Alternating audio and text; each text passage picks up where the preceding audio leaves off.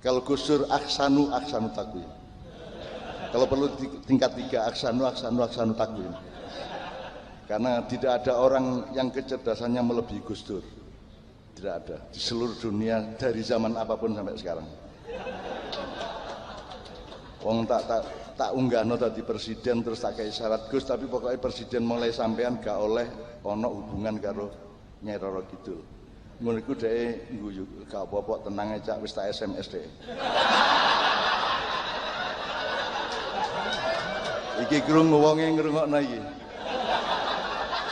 Lho Gus di SMS ya apa? Pokoknya tak kei anjuran Kanjeng Ratu sampean jilbaban saiki.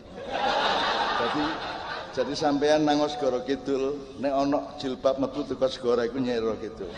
Dan itu adalah atas dakwahnya Gus Dur almarhumullah. Saya tidak pernah menemukan tingkat dan kejelian kreativitas melebihi Gus Dur. Ya, dadi wong nuwakal pol ya Gus Dur. Pikirane iku sing gak-gak ngono. Sing gak-gake pinter apa meneh sing iya-iya lak ngono ya. Ya. Itu iso-isone lho ngomong ngono lho. Ngongkon Nyai Roro Kidul jilbaban. Hijaber. Nyai Roro hijaber.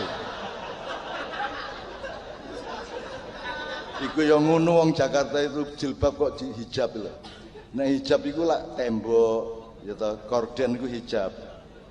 Kasful hijab iku menguak rahasia. Nek iku ya jalabib yang mufradat jilbab nek sing digawe ngono wong Jakarta jilbab wis nganggo hijab terus untuk menyebut wonge hijaber. Kon iku cara Arab ta cara Inggris gadel taek kan iku. Nek Arab nek Inggris Jakarta gak jelas. Mulane ibu kota Indonesia nek kate pindah ya rene rek nang Jombang rek. Nang Jombang e. Karena ini bukan soal uang, ini bukan soal politik, tapi soal infrastruktur jiwa, ilmu, dan rohaninya manusianya untuk jadi ibu kota. Untuk apa ibu kota itu ibu kota keuangan? Jakarta biarkan jadi ibu kota keuangan, tapi Jakarta bukanlah ibu kota ilmu, Jakarta bukan ibu kota akhlak, gitu. Jakarta, nah, makanya aku usul jani tebu ireng iki di luar jadi ibu kota Indonesia. Sing jenenge Serambi Madinah ya kene iki. Saiki Islame Mekah kabeh.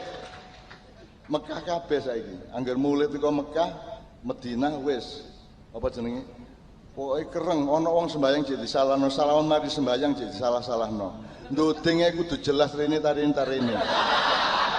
Cek angel wong saiki. Karena Islamnya Islam Mekah. Nah, Mbah Hasyim sampai Gus Dur sampai Gus Solah itu Islamnya Islam Madinah. Islam Madinah itu bukan Islam kekuasaan, tapi Islam silaturahmi dan khilafah.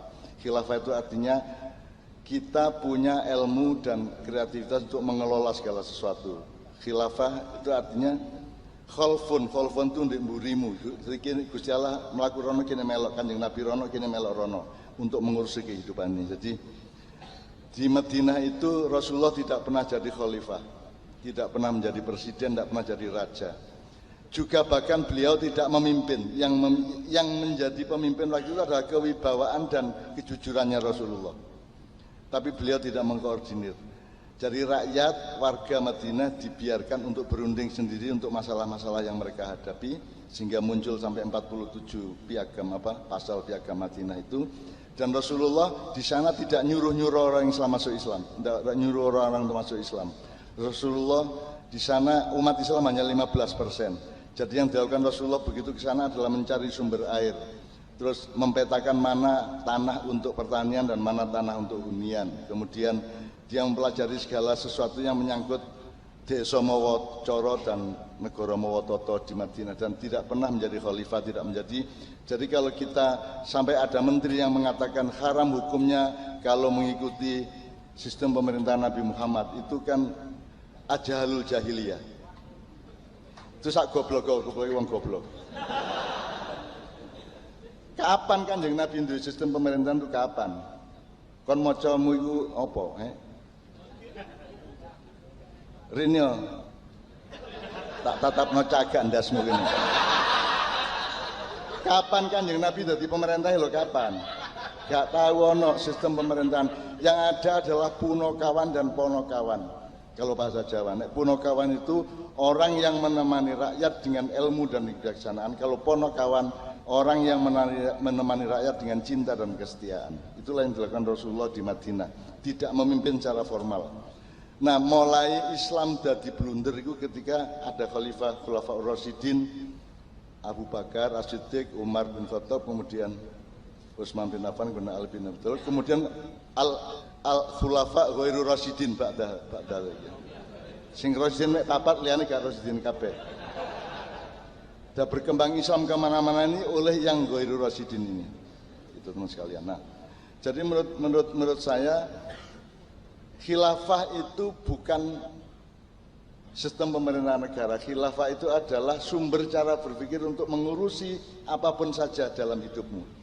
Dari keluargamu, dirimu sendiri, hatimu, pikiranmu, kebunmu, sawahmu, tanamanmu, kencingmu, semua kamu urusi, kamu kelola dengan khilafah itu. Jadi khilafah itu bukan satu bahasa yang bisa dikonotasikan secara padat menjadi sistem kekuasaan. Tetapi kadung Abu Bakar dari khalifah, wong Syiah nek tak kandhani kuwi yen sing salah Abu Bakar iku ben lapo dari khalifah bareng Kanjeng Nabi gak tahu dadi khalifah. Seneng atine ya. Gitu cak, iya. Sing luwih salah meneh Ali ngono. Lho apa? Lah Ali kok gelem-geleme nerusno lho. Nek aku dadi Ali, aku ngelompokno kabeh tak maiyahno kabeh. Tak kelompokno rek, wis aku gak usah dadi khalifah gak patheken rek. Tapi ayo diatur bareng gawe perjanjian bareng ya apa enake terus iki. Mari matine Sayyidina Utsman. Wis mari ngono timane kon mateni aku utawa aku mateni kon, saiki ayo rembug bareng-bareng ya apa.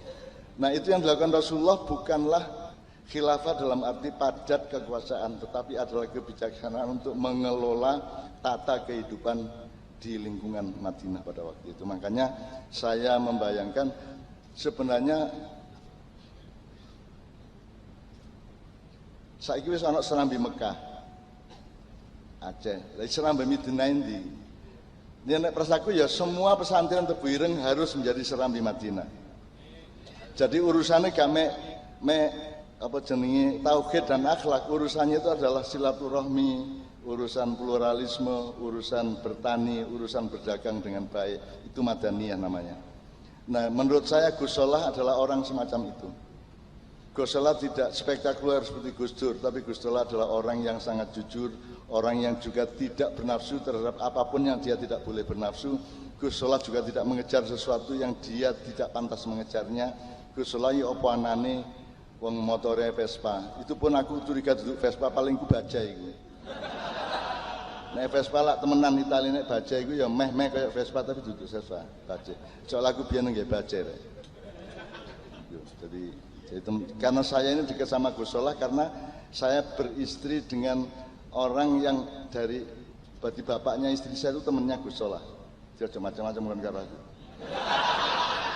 Moro tuaku iki kancane Gus Solah, Iya rek, moro tuaku karo cacak ning moro tuaku kancane Gus Solah. Kos bareng zaman ITB biyen sak piturute. Ngono lho rek, dadi aku iki elek-elek ya warga Tebu Ireng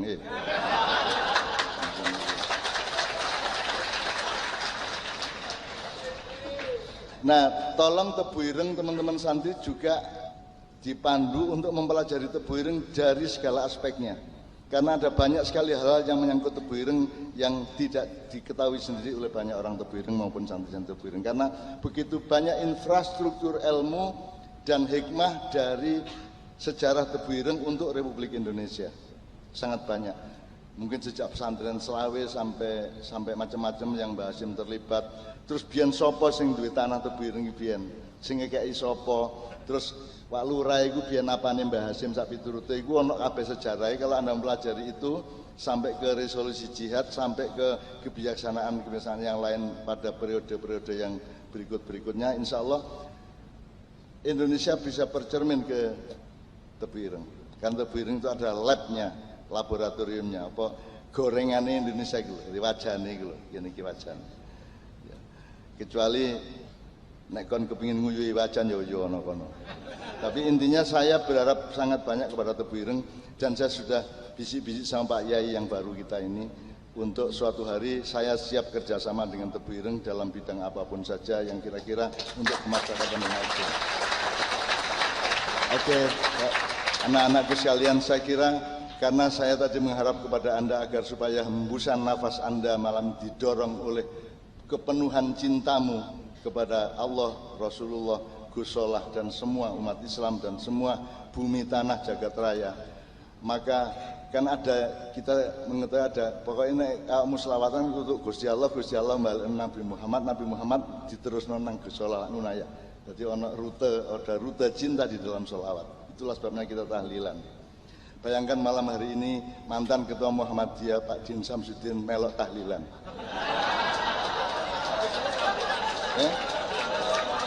Iya, dan itu di samping saya tak lirik-lirik apal tagare gitu.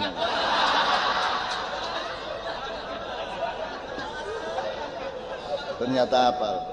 Soalnya saya itu selalu menyebut-nyebut nama beliau dalam konteks hukumnya rokok. Kalau NU itu kan tidak lazim kalau Kiai NU tidak ngerokok, itu tidak lazim.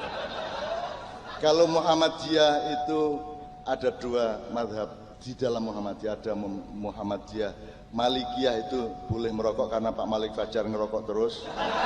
Terus ada Muhammadiyah Syafi'iyah itu tidak boleh ngerokok karena Pak Syafi'i Ma'arif tidak ngerokok. Nek NU aku takon nang Mbah Sirot Selaten tokoh NU lokal di sana, umur 94, basbus petang mereka. Mbah, apa hukumnya ngerokok, Mbah? Terus yang ini, wah wajib. Ya apa? Wajib. Ya apa? NU ya Allah. Nah, Pak Din itu merokok hanya kalau di Samsu. Makanya kalau ketemu dia siapa? Din Samsu, Din. Jelas ya? Namanya aja Samsudin gitu. Anda juga pasti pernah mendengar bahwa yang bikin di Samsu ini dulu kan Cina yang datang ke Mbah Khalil di mana? Bangkalan. Terus saya ini usaha apa supaya saya bisa hidupnya enak. Gini, ini kan banyak kebun tembakau, kamu jual rokok aja, tapi harus konsumennya adalah Nahdliyin. Maka kemudian namanya harus indikatif terhadap wacananya para Nahdliyin. Maka rokok di Samsu itu bintang 9. Ya toh? Ya, delok aneh saiki. Bukan rokokmu. Bintang 9. Terus namanya Ji Samsu 2, 3, 4, sholat subuh, sholat maghrib, sholat zuhur, asar, isya.